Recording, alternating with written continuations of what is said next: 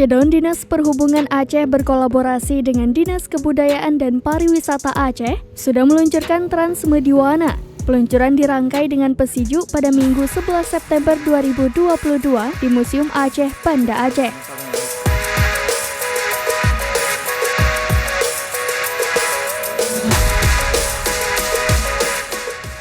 Transmediwana atau dalam bahasa Indonesia yang berarti tamasya merupakan angkutan umum yang difungsikan khusus untuk rute wisata.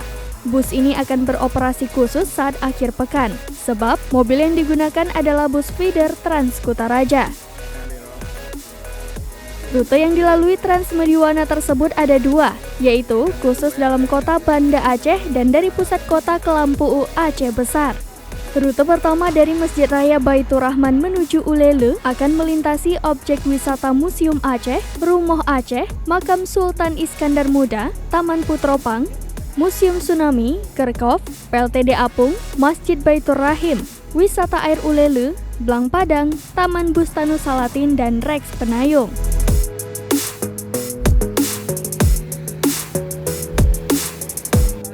Lalu untuk rute kedua dari Masjid Raya Baitur Rahman menuju Lampu, bus akan melewati objek wisata Museum Aceh, Gunungan, Masjid Kupiah, Rumah Cut Nyadin, Pasar Jajanan Lampisang, Gampong Nusa, Kerajinan Kedebing, dan Pantai Lampu.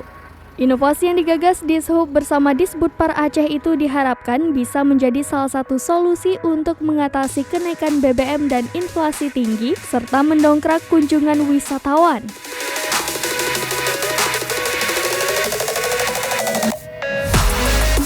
Ada 6 unit ya untuk 2 rute ya. Jadi kita desain 2 rute dalam kota, ya tadi itu Masjid Raya, kemudian LTD Apung, Lelenya.